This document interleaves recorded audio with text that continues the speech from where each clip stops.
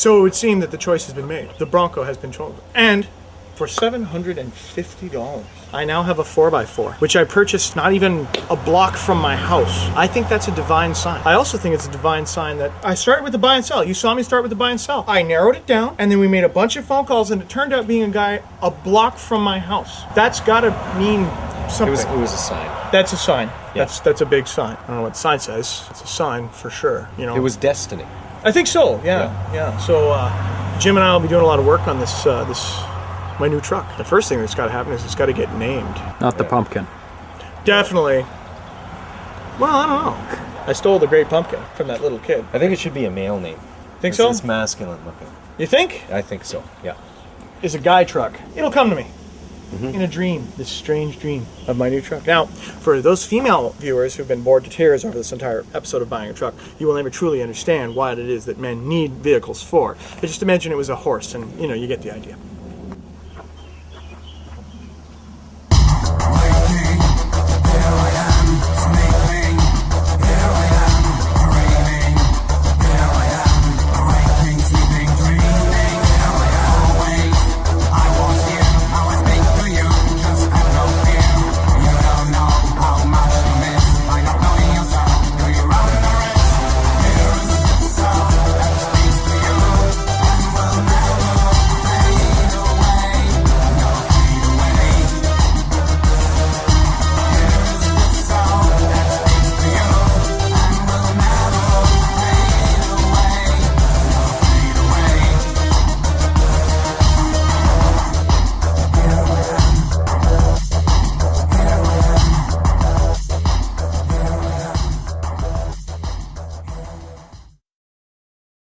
Because now we got to WOGPAT this thing.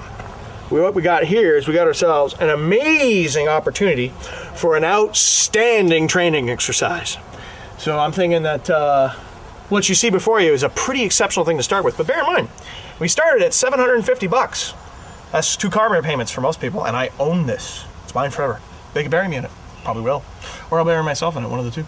But when I'm done, there'll be no mistake that this is, in fact, a WOG vehicle.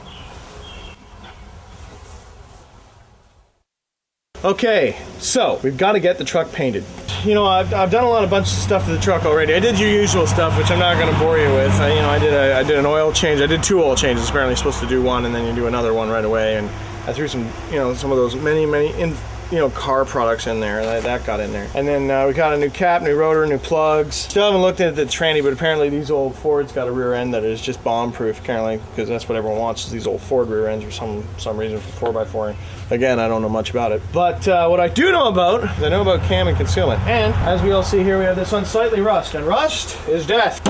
Now, the only thing is, though, is that the rust doesn't look that great. So we want to try to dress this up a little bit. And everybody's got rust on their cars, But it costs so goddamn much to keep your car rust-free. So rather than, trying to always keep the car immaculate and polished, you want to be like that. Because, the whole nice 4x4 thing just doesn't really seem to work, Like, why would you have, like, a Humvee that you wax? It doesn't work, But still, you want to keep it clean and... but you want to polish it because it's a polished Humvee? Is that, a 4x4 that's polished? Should that be that way? And it gets really political. It's like the Linux Windows thing. It's really nuts. What my whole idea was is I just want to make it look okay, and you want to keep the rust off so it stays functional. And of course, I've developed, I've never seen this done before, so I'm very, very proud of this. I based this, what I call WOGPAT, which is a CAD-PAT derivative, because you see, the CAD-PAT was the digital camouflage. Well, I've got some. There we go. That's what CAD-PAT looks like on the sheath of my kukri. And this is designed to actually trick your eyes and stuff like that. So I was thinking, wow, that's really cool. So if I wanted to, paint something, I'd want to paint it like that. That's pretty cool, but it's hard to paint that. Or is it? So I started messing around with spray paint, and I came up with a way to do this, which, this was my first attempt, and I'm sure there's people who could come up with a better way than this, but you gotta understand, I'm pandering to the lowest common denominator here. I'm gonna show you how to do this, and what this is gonna do, especially on this stealthy orange, is this will cause my rust to blend in, and no one will ever notice the rust. And suddenly, because of, $20 worth of paint, everyone will go, wow, that truck's cool, versus that truck's a piece of shit. It's just spray paint, that's all it is, it's too easy. So that's what we're gonna do here. I want to try to dress this up a bit, and to keep you from being too totally bored, we've got we got the wire brush. What do I do with my wire brush? It's a sad day when you can find your kukri, but you can't find a wire brush. Wire brush. Okay, so I've already gone over, and when I first got it, this is like rusted really bad. So I kind of dragged my brush over, and then I put some spray paint on it. But then I remembered after I bothered spraying this, you know, I was bored. The outside here I had some spray paint, and I started spray painting my truck a bit. And I thought, wait a minute, there's some stuff you can get that actually apparently is for that, and it's like a rust converter, which is interesting. You know, you go to like Canadian Tire or one of these places, and you got all these products that supposedly do shit and help. It's a rust converter. Before converted and then painted. All it does is a primer, really, is all it is. But it says it, you know, it does some other stuff. So, you know, where's the honesty in advertising with the spray paint? You got your rust converter. Okay. This is it. This is what it's supposed to be doing. I don't see this doing much of anything. Maybe it's because I painted all over it already. Alright, I'll let that dry. My WOGPAT paint job is actually a really easy paint job to do. It just takes a long time.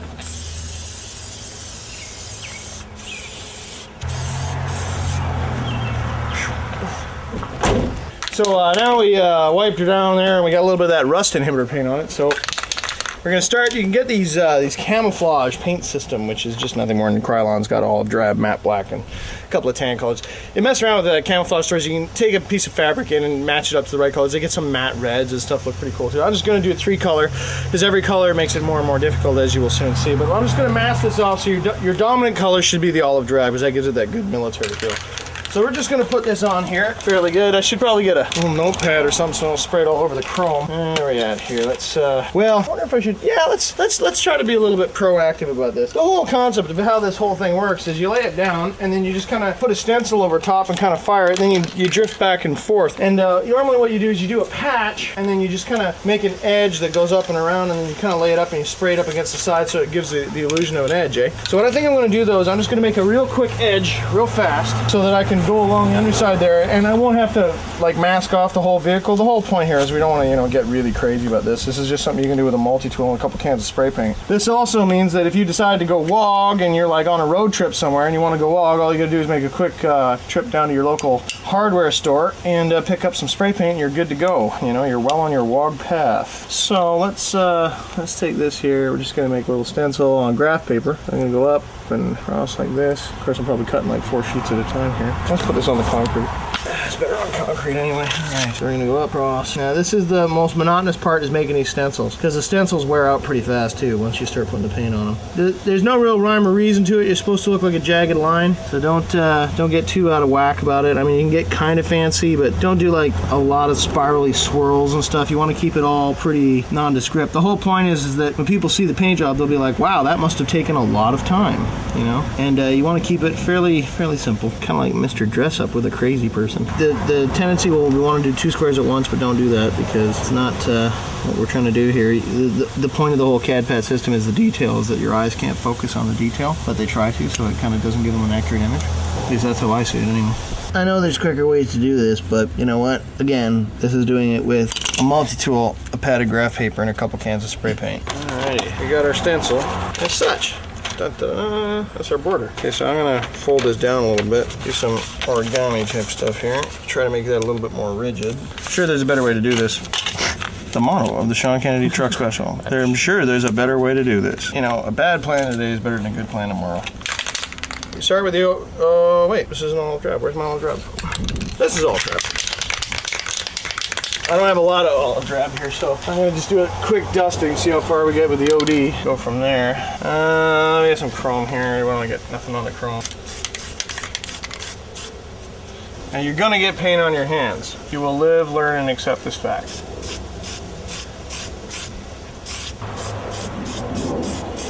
Get that rust all covered up there. There we go. Go a little bit vertical here.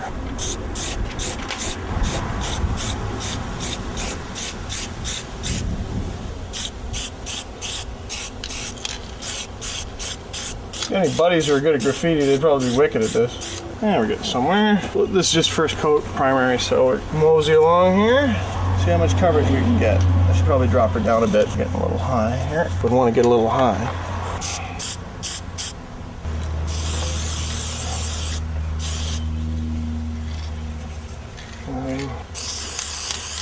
Uh-oh.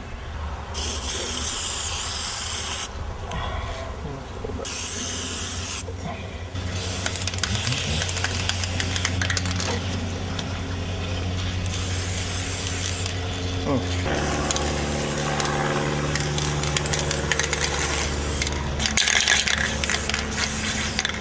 pretty good. All right, so we got the olive drab on there. And we got a little bit of olive drab left, and I could cement it in, but I want to use the olive drab later. All right, so that's where we're at. Let's sit back, take a look at her. That's a good ground coat. Still a little boxy. We're supposed to try to make this a little bit more patchy, but we can do that later. We got lots of black, so let's put some black spray paint on there. Green and black, or your matte black. It's got to be a matte black. If you can't find the camouflage, make sure there's nothing with a shiny finish. Okay, here we go. I'm gonna put some black on here now, and I forgot to hit this spot, so I'll stick that fairly up tight. Put black on there. So now the thing is you can spray anywhere on your first time through and not worry too much about it. When you're doing the edge, you can get kind of sloppy with it, but I don't think it's really working with the bigger patches. We need to. This is one I used to do that patch up there.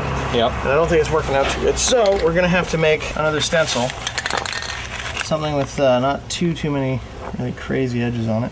But I like to get a blotch of some kind, right? Because this thing is, nice thing about this is if you mess up, you just got to be blotchy, right? That's the whole goal of the stencil, is to be kind of sloppy. You can't get too exact with this because the whole point of it is to trick your eyes, right? You can't really screw this paint job up. You know, some people go, oh, I like this Cad Pat paint job better than that Cad Pat paint job. Well, essentially, you got to bear in mind it's all to camouflage the vehicle. So there's really, it's just fun. It's just a fun thing to do. It's like between the people cutting the forest down next door and the wasps constantly attacking me, I'm beginning to wonder if it's a sign from God that people are not supposed to paint their vehicles this way. And what I am teaching is a blasphemy, a hideous wrong. And that's how the beast will know his own, because all these guys will be driving around with these paint jobs. Perfect. Wow, this guy's almost dead. Well, let's kill this one. Now we got some bright orange spots, so let's just block that out. Now, if you want to get really psycho at this particular angle and you happen to be doing it in the wind, you can always just take some sticky tape and tape the sucker up there, because it'll give you a lot cleaner edge, but it takes a lot more time. And there. Let's tape her up. Dooch. The wind that keeps on shifting it. That's what happens when you paint in the wind. These little squares off to the side, like if you take one or two out and then just put a little blast in there, that's gold. Because then when you peel her off, right? That's why you're supposed to use masking tape, I guess, because masking tape's better. But okay. Well, we didn't really have a really clean edge on the bottom, but we did cover the orange. So you can't really tell where the black starts and the green ends, and that's sort of the general idea. If you can find a place that's covered, like a garage or something, that's usually probably better to do this in. Than in the Hurricane that we are currently in? Than the Hurricane that you're currently in, but I think there's something to be said for painting your car in a Hurricane. Never paint your car in a Hurricane. Why not? Fuck.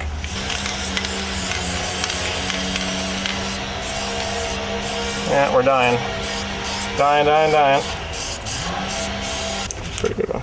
Put this one up here, and you can overlap a little bit in the black, because then that makes it look like the whole thing is all one black patch. And you just, can build on it and bulk it up and tear it down or what have you. And gradually you'll get a little better at it, and you kind of figure out what you're trying to do and where you're trying to go with it. See, now we got this big orange patch here, right? So I don't want that. And I don't want to spray all the way up, so we're just going to try to balance this in here a little bit. Because of the wind, goddamn wind, Work. So we got a little bit of black on there. Let's put a little bit more black on there.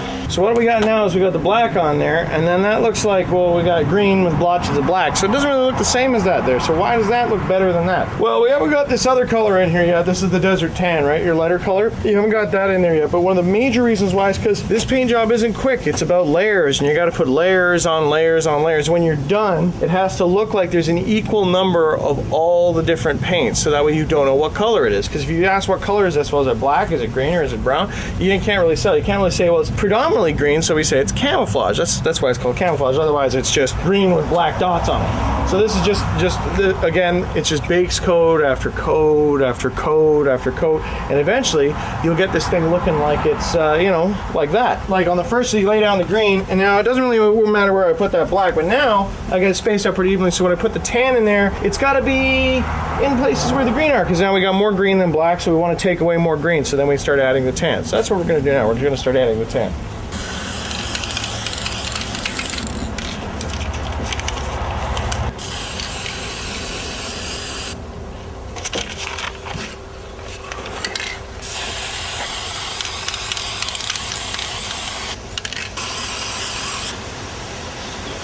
A lot of poofiness here.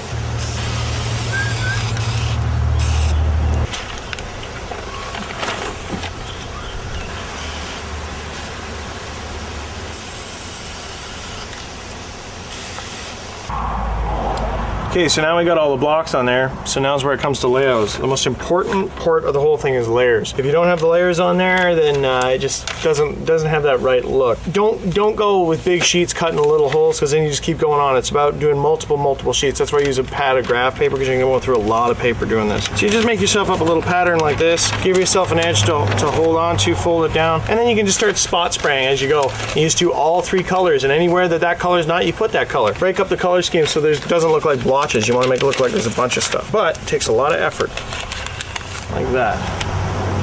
In the wind here, there we are. So I'm just going to do that. Let's go over here and see if we can dress this up a little bit.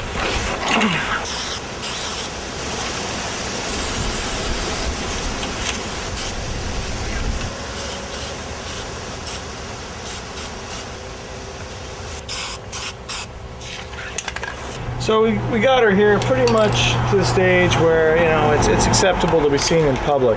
Now the WOG paint job's never really going to truly be done, because gradually you start with the rust and slowly it creeps up over your whole vehicle. You do it, you know, pretty much 3 spray paint cans at a time. You can only afford to get, like, you know, put 30 bucks in your paint job at a time. Well, then you go buy 3 spray paint cans, put the effort in, and you'll be surprised what you can wind up with. You can get some pretty neat stuff when you're messing around. The number one thing you got to remember, though, always, is make sure you go in layers. It's not how big the patches are. It's to make sure that the jagged lines are always there in layers, so that you can give the illusion that it's just constantly cutting, stenciling, constantly cutting and stenciling, and you're going to get really dirty, but it's a lot of fun. And when you're done, I mean, I think the truck looks really, really nice when it's finished. But you know, there'll be everyone. No matter what you do, there'll be people who like and dislike what you do. But one thing's for certain, you sure can't see the rust too well.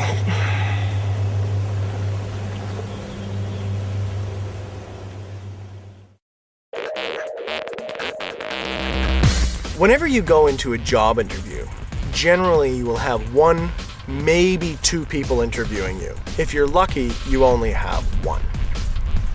Nobody is going to hire an individual. It's not going to happen. Only thing they want to hire are mindless automatons. If you have little things that make you an individual, an eyebrow piercing, tattoo, things like that, cover them, hide them. Nobody wants to see them. When you enter the interview, you must realize that you're not there to get a job.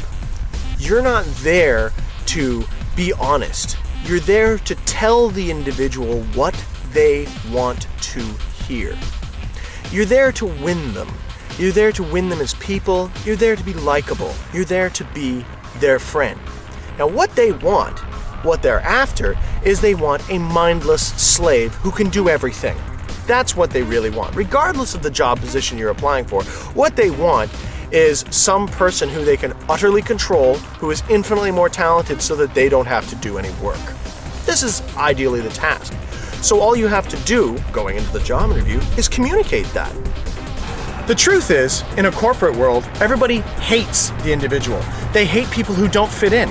Think of everything that's soulless, and that's what you'll become. Before you go to the job interview, or even the company, you should look at what the people in the office are wearing. Already be part of their crew before you show up. You're just there to let them know why they're going to hire you, because you're so darn perfect. By watching television, by watching the programs that are popular, you'll understand what the mindset of the corporation wants. Values and beliefs that you may hold are largely irrelevant.